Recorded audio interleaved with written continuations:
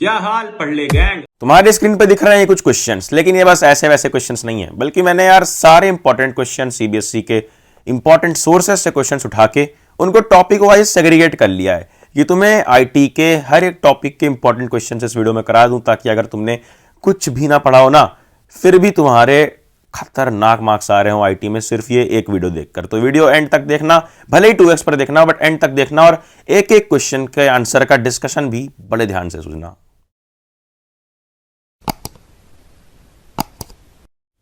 सबसे पहला टॉपिक है अपना स्ट्रेस मैनेजमेंट टेक्निक्स। क्या टॉपिक? Stress management techniques. अब इसके देखते हैं कितने सारे इंपॉर्टेंट क्वेश्चंस हैं। सबसे पहले ये दिया हुआ है क्वेश्चन 1।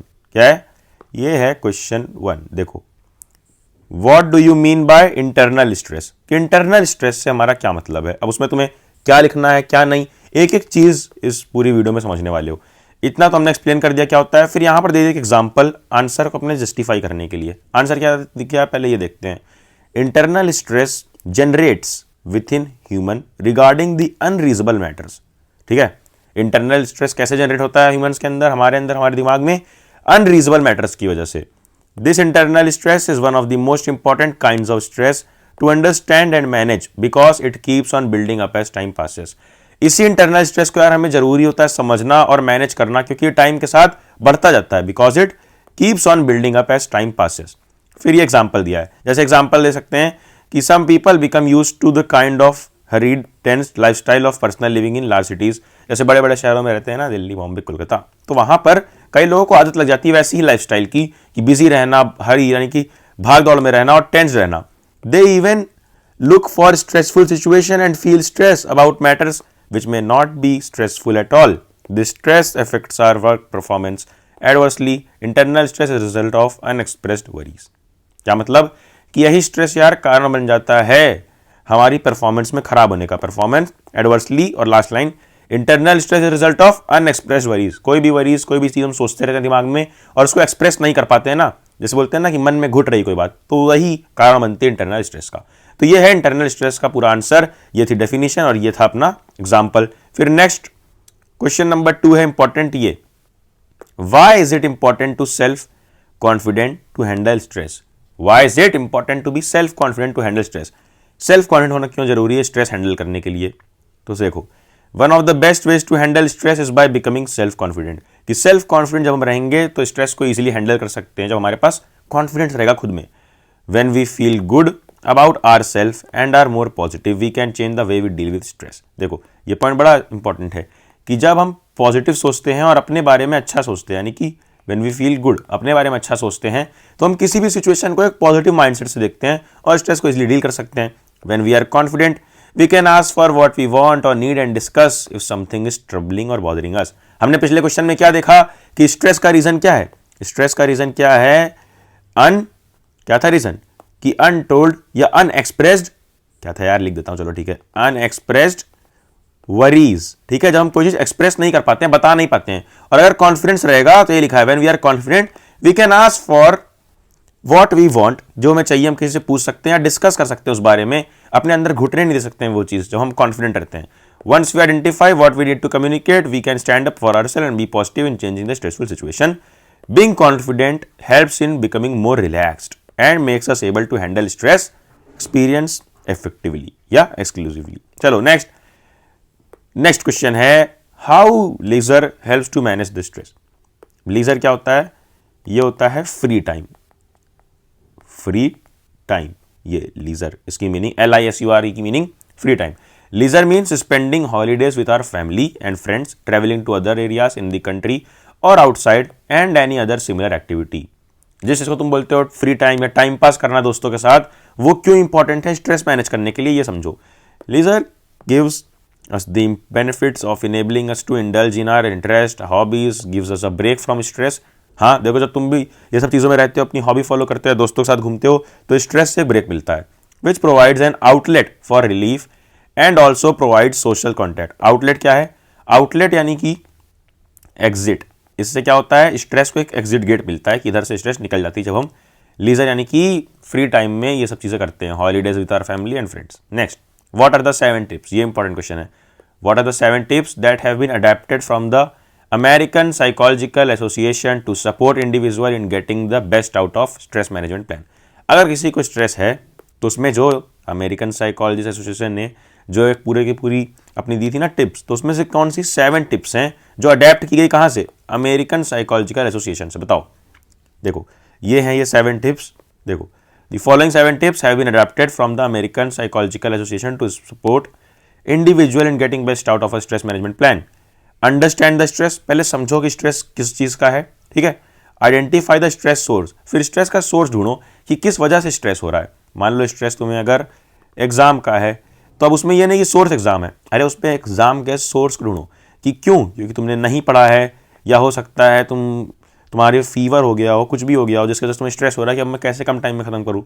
फिर learn to recognise the stress signal, stress signal को रिकॉग्नाइज करो, रिकॉग्नाइज द स्ट्रेस स्ट्रेटजीज। अब स्ट्रेटजीज को ढूंढो, देन उस स्ट्रेटजी को अपनी स्ट्रेटजी को इंप्लीमेंट करो। Implement healthy stress management strategies, make self care a priority, self care को प्रायोरिटी दो।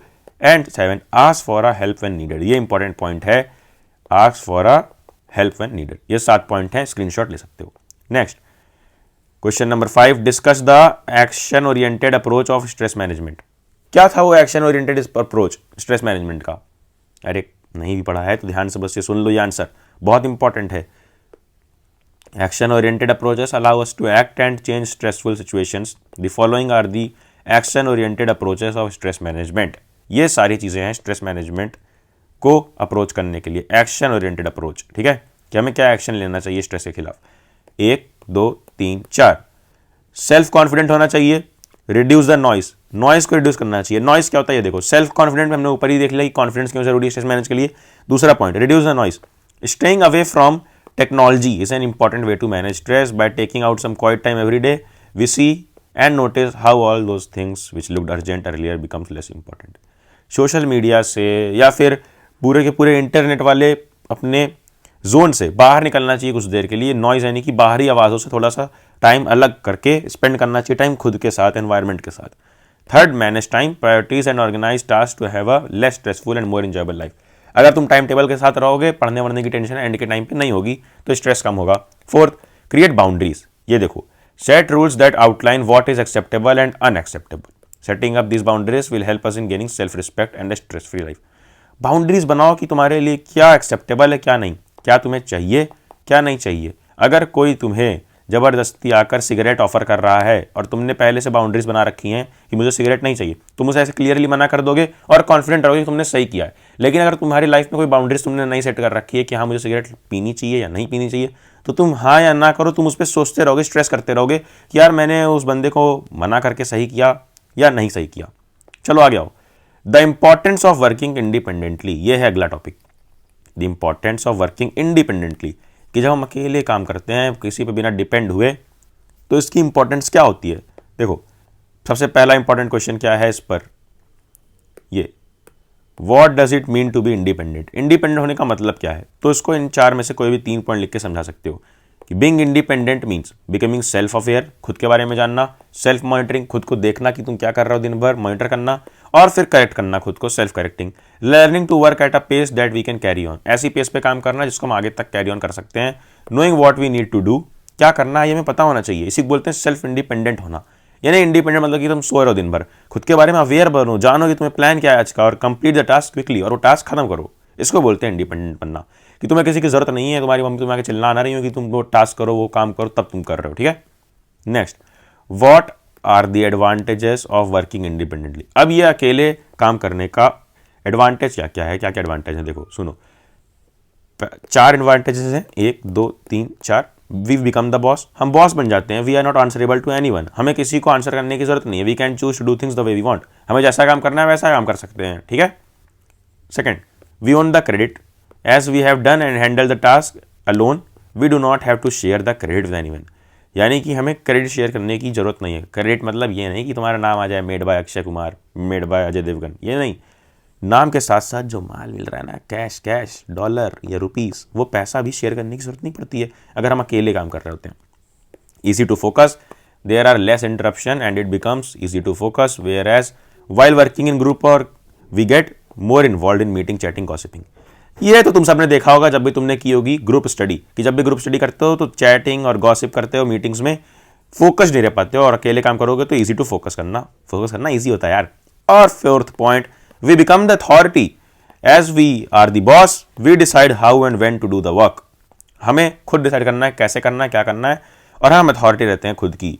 अ person can choose what to do at what time in order to get the best result while working individually, one is charge of goal. क्या मतलब है we become the authority का, कि जब हम अकेले काम कर रहे हो तो हमने खुद ऐसे ग्राफ सेट किया होता है कि इस मंथ में इतना काम, इस मंथ में इतना काम। वहीं अगर किसी के लिए काम कर रहे हो तो एक गोल के लिए काम कर रहे होते हैं कि मुझे इतनी सारी ग्रोथ चाहिए इस मंथ में इस कंपनी के लिए, इसलिए मैं इतना काम करूंगा। ये 4 पॉइंट याद रखना, 1 2 3 4, ठीक है। चलो आगे, नेक्स्ट इंपॉर्टेंट क्वेश्चन क्या है, discuss self awareness and its types. Self awareness और उसकी टाइप्स बताओ। तो self awareness refers to the knowledge and understanding of our self, ठीक है। Self awareness refers to the knowledge understanding our self, कि हम अपने आप को जाने और नॉलेज के बारे में जाने। और it includes the knowledge of our emotion, belief, assumption, biases, knowledge base, abilities, motivation, interest. अरे हमारे बारे में हर एक चीज़, कि हम किस चीज़ को लेकर, इमोशंस कैसे हैं, बिलीव्स कैसा है, हम क्या एजम्पशन करते हैं, क्या सोचते हैं, और किस चीज़ को हम बायस हैं, नॉलेज बेस क्या है, एबिलिटी क्या है, मोटिवेशन क्या है, इंटरेस्ट क्या है, एटसेट्रा। यानी कि अपने मेंटल एबिलिटीज को जानना, अपनी हर एक चीज़ को जानना। It is the conscious knowledge of one's own character, ठीक है। ये लाइन बड़ी अच्छी है, it is the conscious knowledge of one's own character and feelings. फिर ये थोड़ा सा एक्स्ट्रा पॉइंट है कि self awareness is the thinking skill that focus on one's ability to accurately जज one's own performance and behaviour and to respond appropriately. अगर definition लिखने आएगा तो ये भी डेफिनेशन इजीली लिख सकते हो, ठीक है, ये वाली डेफिनेशन। नेक्स्ट हमें क्या बताना था कि सेल्फ अवेयरनेस क्या है, उसकी टाइप्स क्या है। टाइप्स देख लो एक बार। It is important to develop self awareness for better relationship and for a more fulfilling and personal life. अब टाइप सुनो, self awareness is basically of 2 types, ठीक है, 2 टाइप की हैं। कौन कौन सी, इंटरनल और एक्सटर्नल। अब इंटरनल एक्सटर्नल का क्या मतलब है, अरे देखो, it means knowing our own values, personality, strength and weakness, हमारे खुद के बारे में जानना।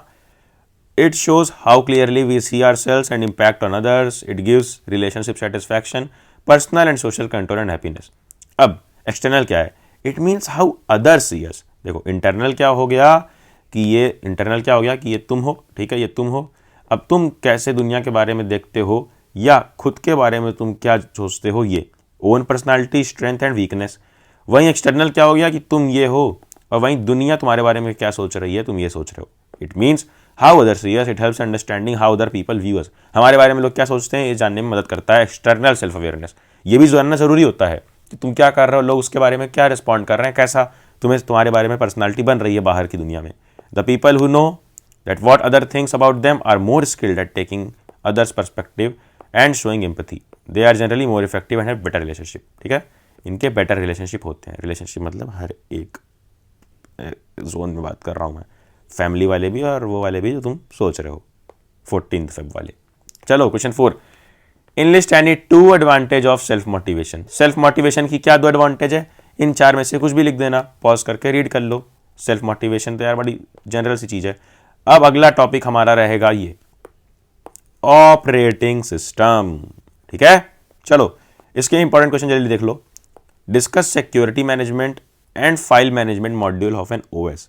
कि एक ऑपरेटिंग, ओएस का मतलब ऑपरेटिंग सिस्टम, यार सबको पता है। ऑपरेटिंग सिस्टम का सिक्योरिटी मैनेजमेंट क्या है और फाइल मैनेजमेंट मॉड्यूल क्या है, इन दोनों के बारे में लिखना है। तो सबसे पहले सिक्योरिटी मैनेजमेंट देखते हैं। Securing our data and information from an unauthorized access is one of the most important function performed by our operating system. Securing our data and information from an unauthorized access. Unauthorized access का मतलब कि जहाँ पर हम नहीं चाहते हैं उसको ऑथोराइज करना, हम नहीं चाहते हैं कि उसको एक्सेस जाए, ऐसे किसी को एक्सेस ना मिल पाए, इसी को बोलते हैं अपने डाटा को सिक्योर करना, अपनी इन्फॉर्मेशन को सिक्योर करना। और एक ये बहुत इंपॉर्टेंट टास्क है, ठीक है, किसी भी ऑपरेटिंग सिस्टम के लिए। The security modules of an operating system protect the resources and information of a computer system against destruction and unauthorized access, ठीक है। इन सब चीज़ों से कौन बचाता है, security module of an operating system या सिक्योरिटी मैनेजमेंट। तो फाइल मैनेजमेंट क्या है, in addition to memory, data and program are also stored on the secondary storage. देखो in addition to memory, data and programs are also stored on secondary storage. देखो, एक तो primary storage होती है और एक सेकेंडरी स्टोरेज। सेकेंडरी कौन सी होती है? जैसे हार्ड डिस्क होगी, CD DVD होगी, hard disk, CD DVD, pen drive etcetera, जिसमें तुम मूवी भरवाते हो जाके, वही। File management module of an operating system involves keeping track of all the different files. अब फाइल मैनेजमेंट का काम क्या है? ये लिखा है, involves keeping track of all the different files, सारी फाइल का ट्रैक रखना, and also maintaining integrity of data stored in files. ये जो फाइल्स में डाटा स्टोर्ड है इसकी इंटीग्रिटी मेंटेन करना, सिक्योरिटी मेंटेन करना, including the file directory structure. File directory का स्ट्रक्चर भी देखना, ठीक है। ये होता है फाइल मैनेजमेंट, और इसके ऊपर हम डिस्कस किया security management. Next important question क्या है इसमें? What is distributed operating system? अब डिस्ट्रीब्यूटेड ऑपरेटिंग सिस्टम क्या है यार? Easy. Distributed operating system is the one that allows multiple processor to be used by multiple program at same time. Multiple processor to be used by multiple program at same time so that multiple real time application and multiple user can be serve. कि एक ही time पे कई सारे applications और कई सारे users को सर्व किया जा सके वो चीज़, ठीक है। The process communicate with one another through various communication lines. Discuss Mac OS X। ये रहा इंपॉर्टेंट क्वेश्चन। अब Apple Mac computers have their own operating system. सबको पता है कि मैकबुक में अपना खुद का ऑपरेटिंग सिस्टम होता है, जिसको क्या बोल रहे हैं? OS X। क्या बोलते हैं? Operating system X। The Mac version of the Microsoft Office suite can not be installed on a Windows computer. ये विंडोज पे नहीं इंस्टॉल हो सकता है। We can install other operating system on Mac computers. कई सारे अदर ऑपरेटिंग सिस्टम कर सकते हैं मैक पे इंस्टॉल, लेकिन but the OS X operating system is only available for computers made by Apple, ठीक है। बिल्कुल एक्सक्लूसिव होता है एप्पल के लिए। Apples lighter portable device iPad and iPhones, अरे iPads and iPhones use a lighter version of iOS। इनके पास lighter version होता है iOS का iPads एंड आईफोन्स में of the same operating system. इसी OS X का ही लाइटर वर्जन रहता है किसमें? iPad और आईफोन में। चलो, व्हाट इज अगला question, what is Symbian operating system? Symbian OS या Symbian operating system was the most widely used smartphone operating system in the world till 2010। 2010 तक तो इसकी ग्रोथ बहुत अच्छी थी, और ये क्या था? was the most widely used smartphone operating system when it was overtaken by Android। फिर कौन आ जाता है? Android। कौन आता है? Android। Development of Symbian OS was continued in May 24। तो इसलिए Symbian OS का डेवलपमेंट डिसकंटिन्यू किया जाता है May 24 में, यानी कि 2014 में। यार 2014 लिखा है। देखो 2010 तक ये रूल करता है Symbian ऑपरेटिंग सिस्टम, लेकिन जब एंड्रॉयड आ जाता है तो उसे कहते हैं रोक देते हैं, अपना खुद का ही डेवलपमेंट डिसकंटिन्यू कर देते हैं, ठीक है। It was primarily use in Nokia smartphones या नोकिया फोन्स। स्मार्टफोन तो होते नहीं था, फीचर फोन होता था वो। It is design for specific requirement of 2.5G and 3G mobile phones. Nokia, यार याद है ना, सबके पास एक जमाने में नोकिया होता था जिसमें हम हनी सिंह के गाने सुनते थे। चलो क्वेश्चन 5 देखते हैं। What does Aero Shake feature of Windows 7 enable you to do? अब एरोशेक फीचर का क्या काम है विंडोज 7 में? यही लिखना है।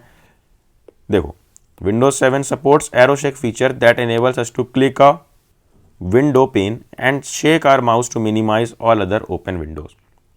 एक विंडो खोली और अपने माउस को शेक किया, shake our mouse to minimize all other open windows. जितनी भी विंडोज मान लो 4 विंडो ओपन थी, जितनी भी विंडोज थी वो क्या हो जाएंगी? बंद हो जाएंगी। बंद नहीं होंगी, ये माइनस का साइन रहता है ना, मिनिमाइज वाला, मिनिमाइज हो जाएंगी, ठीक है। देखो जैसे ही शेक करेंगे अपना माउस तो minimize all other open windows, then we can shake the pane again to restore the windows to the original sizes. अब इसी पेन को शेक अगेन कर सकते हैं, यानी कि दोबारा हिला सकते हैं विंडो पेन को, ताकि वो सारी ओरिजिनल साइज पे वापस आ जाए। चलो, ये था फीचर। नेक्स्ट इसके नीचे देखते हैं, इसी का अगला इंपॉर्टेंट क्वेश्चन है क्वेश्चन 5 के बाद question 6। Discuss of few symptoms of computer virus attack. Computer virus attack जो होता है इसके क्या क्या सिम्टम्स हैं? कुछ सिम्टम्स बता दो कि कैसे मालूम पड़ता है कि हाँ वायरस अटैक हो चुका है। When a computer behave differently than the normal behaviour. जब कंप्यूटर अलग तरीके से बिहेव करे, जैसे वो अलग तरीके से बिहेव करने लग गई थी ना कुछ दिनों के बाद, उसी तरह there are the chances that it may have been attacked by virus. हो सकता है कंप्यूटर को वायरस ने अटैक कर दिया है। क्या क्या साइंस हैं देखो। Unusual message start appearing on the screen while working. उल्टे पुल्टे मैसेज आने लगते हैं स्क्रीन पे, अनयूजुअल मैसेज स्क्रीन पर आने लगते हैं काम करते वक्त। वही तो उस केस में भी हुआ था, उल्टे पुल्टे मैसेज आने लग गए थे। Second, the computer tends to run slower than the normal. Speed कम हो जाती है, the space on disk is reduce, disk space होती है ना हमारी स्टोरेज, वो कम हो जाती है, application take a long time to load and may not work properly, बहुत देर में खुलते हैं और ज़्यादा प्रॉपरली वर्क नहीं करते हैं। देन ये देखो क्या है, what is Trojan horse, what is a Trojan horse, for passing, क्या है, for passing users data to someone else, Trojan horse virus is used, it is a confident program which appears to be useful, किसी भी user data को इधर से उधर भेजने के लिए ट्रोजन हॉर्स वायरस का यूज होता है। It is a program which appears to be useful, confidential information stolen and pass through virus, इस वायरस से पास किया जाता है। A Trojan horse enters the computer with the help of the users install it under the wrong impression that it is a useful and harmless program. आता है ना ऐसे पॉपअप करके कि इंस्टॉल, तो एक्चुअली वो एक ट्रोजन हॉर्स का वायरस होता है कभी कभी, जिसको हम सोचते हैं कि ये तो हमारा एप्लीकेशन है जो हम इंस्टॉल करना चाहते थे, या कोई सॉन्ग है और इंस्टॉल कर लेते हैं। ऊपर एक और टॉपिक था इसमें, ये तो हमने टॉपिक के क्वेश्चन देख लिए, एक और टॉपिक था जिसके कुछ क्वेश्चन बचे हुए हैं, केयरिंग फॉर योर कंप्यूटर, कैसे हम अपनी कंप्यूटर की केयर कर सकते हैं। तो राइट, पहला question, right any 4 computer maintenance activities, ठीक है, कोई 4 कंप्यूटर मेंटेनेंस एक्टिविटीज़ लिखनी है। पहला, always keep the computer parts clean bye wiping them with a dry cloth, यार मतलब साफ सफाई रखो। Keeping food item away, food item away रखो। रिप्लेस और repair hardware that is not function properly, कि अब कीबोर्ड्स की एक की निकल गई है लेकिन तुम उस पर ठोके पड़ो, ये काम नहीं करना है, हार्डवेयर को रिप्लेस कर देना है। Install antivirus software, antivirus software install करना है। कोई 3 एंटीवायरस के नाम यार जल्दी से कमेंट करके बता दो। Right 4 daily computer maintenance task, computer maintenance के टास्क क्या हैं 4 जो डेली करने होते हैं, ठीक है। पहला, take backup of data at least once per day, backup रहना चाहिए डाटा का। फिर एंटीवायरस सॉफ्टवेयर डेली चलाना है। फिर चेक फॉर अपडेट देखनी है। और shut down the computer properly after use, काम हो जाने के बाद बंद कर दो और इकोनिक्टो टैब में ही काम करना और हिस्ट्री फिर डिलीट कर देना। Then question 3, write 4 monthly computer maintenance, अब ये है वो तुमने देख लिया कि डेली, ये क्या देखा हमने, डेली क्या करना है, ठीक है, डेली हिस्ट्री डिलीट करनी है। अब देखना है मंथली क्या करना है। चेक्स फॉर सॉफ्टवेयर अपडेट, ये तो देखना ही होता है software update. Use the defragmentation tool to keep the computer running fast and efficient, speed सही रहे, पेस सही रहे, लैग वैग ना करे, इसके लिए डीफ्रैगमेंटेशन टूल का यूज़ करना है। Scan the hard disk for errors. और 4th, empty the recycle bin को क्लियर करते रहना है, कोई भी कैश या ट्रैश ना रहे। चलो, how will you clean the monitor, monitor को कैसे साफ करेंगे ये बताओ। क्वेश्चन 4 है ना अपना, how will you clean the monitor, जल्दी बताओ। To clean the computer monitor, first disconnect it from the computer, disconnect करके करना वरना तुम क्लीन हो जाओगे। This not only lowers the risk of electrocution but also to see dust and grime on the screen more easily. ना wipe the dust with a dry cloth, ठीक है। फिर इस साफ सफाई का है अपना कॉलिन यूज़ करना है या फिर लाइजॉल, ये तुम खुद बताओ कॉमेंट करके। ये हो गया। 5th, how can you protect your computer and other device from virus, virus attack से कैसे प्रोटेक्ट करना है। तो सुनो 1 2 3 4 point. Do not install and run pirated software, pirated software क्या होता है, जिससे तुम फर्जी मूवीज़ या फिर ऐसा वर्जन जो पेड चीज़ें मांग रहा है ना, जैसे नेटफ्लिक्स का पेड अकाउंट की जगह तुमने पायरेटेड वर्जन से मूवीज़ डाउनलोड कर ली, तो बस वहीं से वायरस आने के चांस रहते हैं कंप्यूटर पे। Install an antivirus software, antivirus software होना ही चाहिए। Avoid copying and using files coming from unreliable source, अब देखो जैसे फाइल्स कहीं से भी पॉपअप होके आई, अनरिलायबल सोर्स तुम्हें मालूम नहीं कहाँ से आई, तो तुम कॉपी करो, यूज़ करो, मत करो वो सब चीज़ें, फाइल्स मत डालो अपने सिस्टम में। Restrict the access to the system both online offline, online and offline access को रिस्ट्रिक्ट करो, यानी कि कम से कम लोग यूज़ करें तुम्हारा, और ऑनलाइन भी एक्सेस कम कर दो, ज़्यादा लोगों को एक्सेस मत दो अपने किसी भी फाइल या किसी भी सिस्टम की। नेक्स्ट, ये टॉपिक पर अच्छे अच्छे क्वेश्चन आते हैं। Characteristics of a successful entrepreneur, entrepreneur जो आज सबको बनना है, भले कुछ आता हो ना आता हो, लेकिन एंटरप्रेन्योर बनना है। खैर, how can become an entrepreneur, how can one become an entrepreneur, कैसे कोई एक एंटरप्रेन्योर बन सकता है। ये क्या होता है, अरे भाई बिजनेस लीड करने वाले लोग जो खुद का इन्वेंशन करते हैं वो कैसे बन सकता है। विज़न होना चाहिए, मालूम होना चाहिए कि क्या इमर्जिंग अपॉर्चुनिटीज़ हैं। सेम चीज़ को कॉपी पेस्ट करने वाले एंटरप्रेन्योर नहीं बोलते हैं, देखने ऐसे लोग एंटरप्रेन्योर बोलते हैं जो कुछ नया डिस्कवर करते हैं, जो नया चीज़ को बिजनेस में बदल देते हैं। तो पहले तो ढूंढना पड़ेगा वो नई इमर्जिंग चीज़ है क्या, अपॉर्चुनिटी है क्या। फिर दूसरा, innovation, creating new way of doing something, नया तरीका निकालो करने का। देखो पैसे तो पहले भी लोग दे रहे थे, ले रहे थे, कैसे, क्रेडिट कार्ड से, लेकिन फिर एक नया तरीका निकाल गया पैसा लेने देने का, क्या, पेटीएम या फिर तुम्हारे जितने भी डिजिटल वेज हैं पैसे इधर उधर ट्रांसफ़र करने के। फिर थर्ड, रिस्क बियरिंग, रिस्क लेने की एक गूदा होना चाहिए अंदर कि अगर फेल हो गए तो दोबारा ट्राई करेंगे।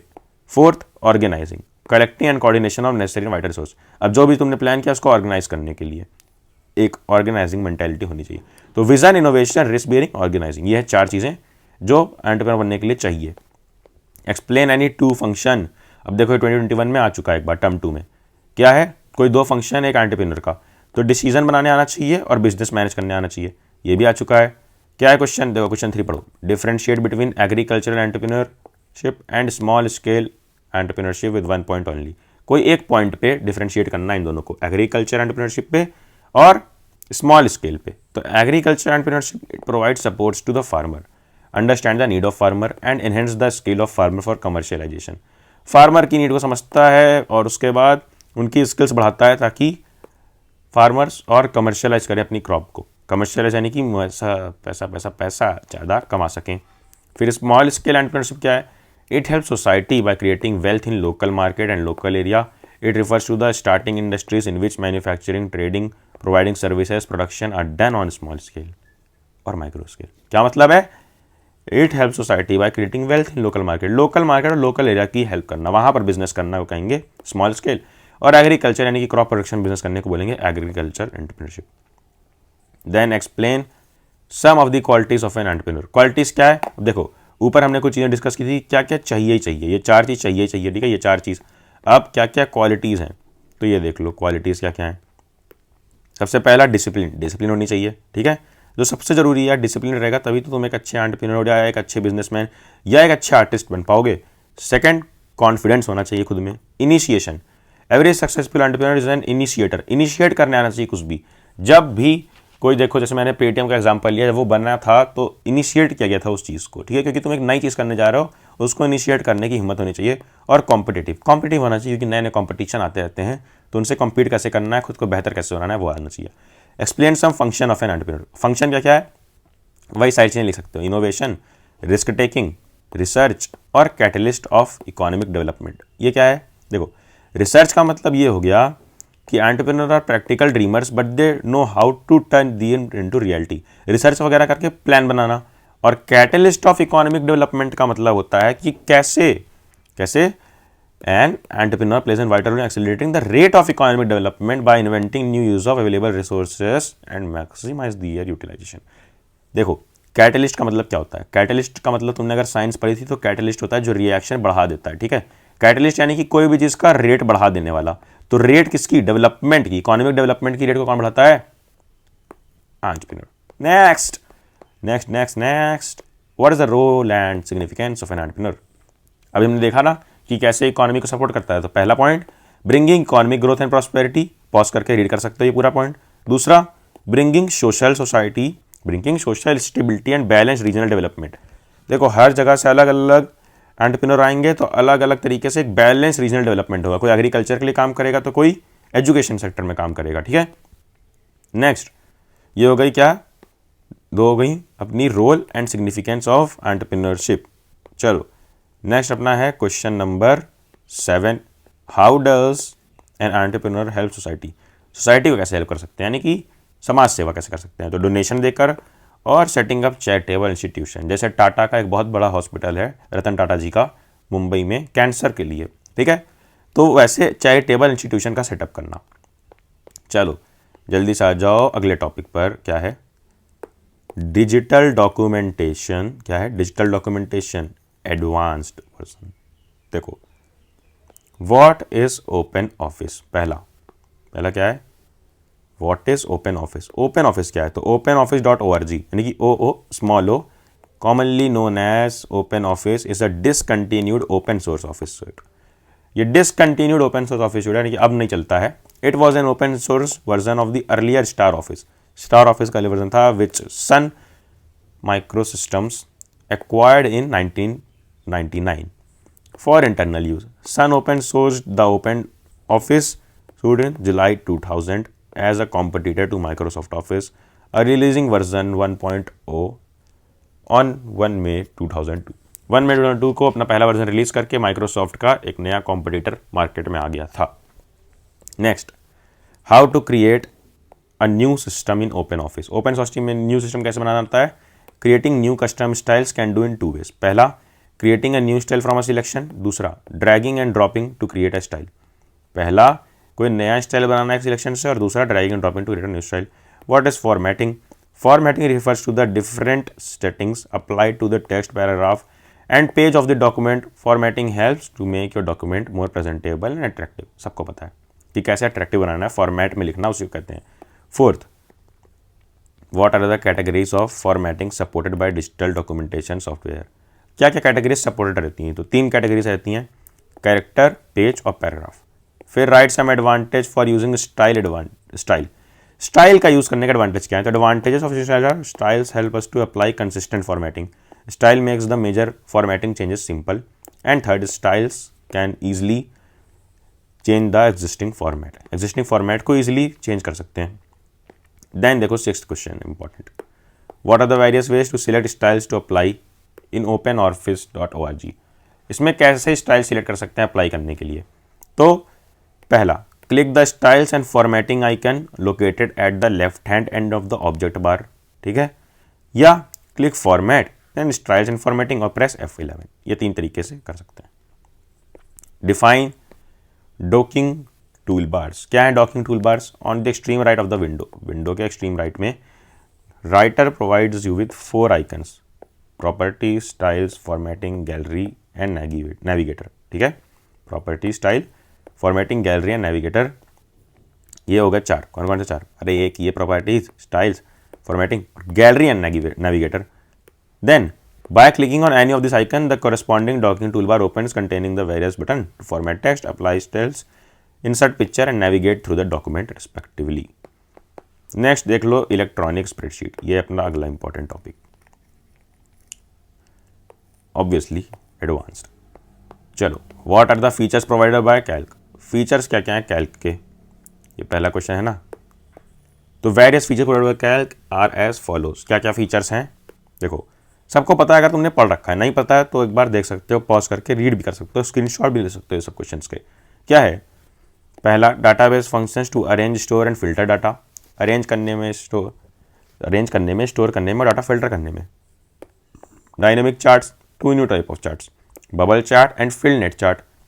Macros for recording and executing repetitive task. Scripting language supported include OpenOffice.org, Basic, Python, Bin Shell and JavaScript. Ability to open, edit and save Microsoft Excel spreadsheet, ठीक है। ओपन एडिट और save करने के लिए Excel की spreadsheet तुमने use किया भी होगा कभी कभी। देन अगला point, import and export of spreadsheet in multiple formats. चलो, ये सारे थे किसके फंक्शन? कैल्क के। Write steps to use consolidating data in open office Calc. Open office Calc में कैसे कंसोलिडेट डाटा का यूज़ किया जाता है? तो पहला, click on data consolidate option, a consolidate dialog box will appear, ऐसा पॉपअप एक आएगा। फिर dialog is almost similar like MS Excel. Select your desired function, ये फंक्शन सिलेक्ट करो, रेफरेंस डालो अपनी सेल्स में by selecting ranges. Then third, click on more button to add row labels and common labels, यानी कि रो चाहिए या column चाहिए, और टू लिंक सोर्स डाटा। ये हो गए अपने स्टेप्स। देन 3, क्वेश्चन नंबर 3 क्या है? How to add input value cells without creating ranges for data consolidation. ये स्टेप वाले क्वेश्चन जो है ना, अगर तुमने लैब वेब में कर रखे हैं तो इजी है, लेकिन अगर तुमने लैब में सिर्फ इधर उधर लड़कियां देखी हैं तो थोड़ा सा कठिन है। अब उसमें बस तुम जल्दी जल्दी से रट के चले जाओ यार, लिख लोगे। क्या है पहला step? Click on the source data range option, click on string button, move to the source worksheet and select the cell. Now again click on the string button and click on add button. चलो, write the option available in consolidate dialog box. Dialog box में कौन कौन सा आता है option? Function, consolidate range, select data range, copy source to label, link to source data and button. Okay cancel, button से क्या होता है? Okay cancel, help, add, delete, more. What is subtotal? Subtotal क्या होता है open office Calc में? Spreadsheet software provides powerful feature to analyse your data. There are some advanced features that can help to perform some advanced functions on the formula result. Subtotal is one of them. Subtotal is used to display your formula result according to the column, group and row label. अब column, group और row के जो level हैं उसके according formula दिखाने की मदद करता है subtotal. There are two methods to achieve the same. Spreadsheet software में कैसे कर सकते हैं ये दो चीज़ें? पहला subtotal formula, the subtotal formula to group the result, data database, data subtotal command, graphical command to do the subtotal. ठीक है, चलो अगला टॉपिक है database management system. Database management system discuss, पहला ही question क्या है, discuss some important function या discuss some features of database. पहला, it creates and stores data in the form of table, table are easy to work with, table में store कर देता है डाटा। दूसरा, it can handle a large number of records stored in the tables. तीसरा, it is the best used for long term data storage and और data sharing. और fourth, it allows multiple user to use, multiple user को allow कर देता है एक साथ database पे काम करने को, यूज करने को। राइट एंड टू एडवांटेज, अब यही सबसे एडवांटेज भी निकाल सकते हो। पहला, provides a strong framework to protect data privacy and security, और दूसरा, provides capability to access frequently access data as quick as possible. What is database management system यानी DBMS? A database management system DBMS is an application program that is used to create or maintain database. Database बनाने के लिए use किया जाता है। It enables users to store, modify and view information from a database as per the requirement. Requirement के अनुसार देखने के लिए या यूज़ करने के लिए मदद करता है। It provides a systematic approach to create, retrieve, update and manage information in database. ठीक है, बिल्कुल systematic approach बन जाती है। DBMS also prevents database from unauthorized access. It is quite easy and simple to use DBMS. अब देखो इन दोनों में डिफरेंस बताना है। Differentiate between hierarchical DBMS and network. Hierarchical वाले और नेटवर्क वाले में दोनों में क्या डिफरेंस है? तो मेन बेसिक डिफरेंस पहले देखते हैं क्या है। Hierarchical database management system function on the parent child tree like model. कौन सा model? Parent child tree like model. This stores a data item along with the description of that item, such as a book with information on chapter and verses. Data store करता है, data item को store करता है किसके साथ? Description के साथ कि क्या है वो। और network database management system uses a model similar to hierarchical database. ठीक है, ये पेरेंट चाइल्ड वाला है, पेरेंट चाइल्ड, और ये क्या है? हायरार्कियल है। ठीक है, hierarchical. The major difference between the two is that the tree structure is network model can have a many parent to many child relationship model, कई पेरेंट कई चाइल्ड। और इधर जो नेटवर्क मॉडल है is based on record and set, ये record और sets पे work करता है। देन अपना अगला है ये last important questions. Last topic क्या है? वेब एप्लीकेशन एंड सिक्योरिटी है अपना टॉपिक, और इजी इसके रहते हैं क्वेश्चंस। पहला, right advantages of a computer network. Computer network क्या क्या एडवांटेज हैं? अरे यार सबको पता है क्या एडवांटेज होता है एक नेटवर्क बनाने का। Exchange of information, file sharing में ईजी होता है, रिसोर्स शेयरिंग में ईजी है, रिड्यूस कॉस्ट, कॉस्ट कम हो जाती है। When we share software in हर द कॉस्ट ऑफ बाइंग, अरे यार बोल रहा हूँ कि अगर खरीद लोगे तो एक एक लोग को कॉस्ट देनी पड़ेगी, वहीं शेयर करोगे तो कॉस्ट जो रहती है वो कम रहती है। फ्लेक्सिबल वर्किंग एनवायरनमेंट, एक अच्छा और फ्लेक्सिबल वर्किंग एनवायरनमेंट बनता है। अब यहाँ पर देख लो कि discuss flexible working environment as an advantage of the computer network. Computer network को फ्लेक्सिबल वर्किंग एडवांटेज क्या मिलता है? A user can log on to a computer anywhere in this network and can access his her files and data. कहीं भी access कर सकता है अपनी फाइल्स एंड डेटा को। This offers a flexible working environment. For example, if a person is not able to go to office because of any reason, she can get connected with his her friend company's network and thus can work from home. ये था example. अब ये तो सबको पता है, लैन नहीं, लैन man यार, लैन मैन है लिखा, लैन LAN और MAN मैन। क्या है? डिफ्रेंशिएट करना है लैन और मैन के बीच। Local area network, metropolitan area network. Local area network यार स्मॉल एरिया के होता है। LAN covers a small area, it is privately owned small network, privately own किया जाता है। That spreads across a small campus or building. ठीक है, जैसे हमारी स्कूल बिल्डिंग में लग सकता है। From one room to campus of a very few kilometre यानी कि कुछ किलोमीटर के लिए। वहीं MAN, metropolitan area network, the extension of local network that can connect computers in a big city, एक बड़ी सिटी के लिए। MAN serve million by large organisation to interconnect और other branches across a city. Then what is peer to peer network? Peer to peer network क्या होता है? यानी कि एक से एक का नेटवर्क क्या होता है? Peer to peer means equal and therefore in peer-to-peer network each computer or node is equal to the other computer in terms of resources that it can access and share. कि अब एक आदमी और एक आदमी अगर कनेक्टेड हैं peer to peer group में, तो इसके पास भी अगर 5 स्टार एक्सेस है तो इसके पास भी 5 स्टार एक्सेस है। अब मैं सिंपली समझा रहा हूँ कि इसके पास भी जो चीज़ें एक्सेसिबल रहेंगी, जो रिसोर्स है इसके पास भी एक्सेसिबल रहेंगी, कोई भी इसमें हेड नहीं रहेगा, ठीक है। All the computers in this type of network act both as supplier as well as consumer. Supplier और कंज्यूमर दो तरीके से काम करता है। It treats all the devices as having equivalent capacity या capability in this network. Each computer shares its resources such as CPU, hard disk और hardware. Then define ring topology, ये है last question. Define ring topology. In ring topology all the computers are connected in a large closed loop circuit so that each computer is linked to two adjacent computers on either side.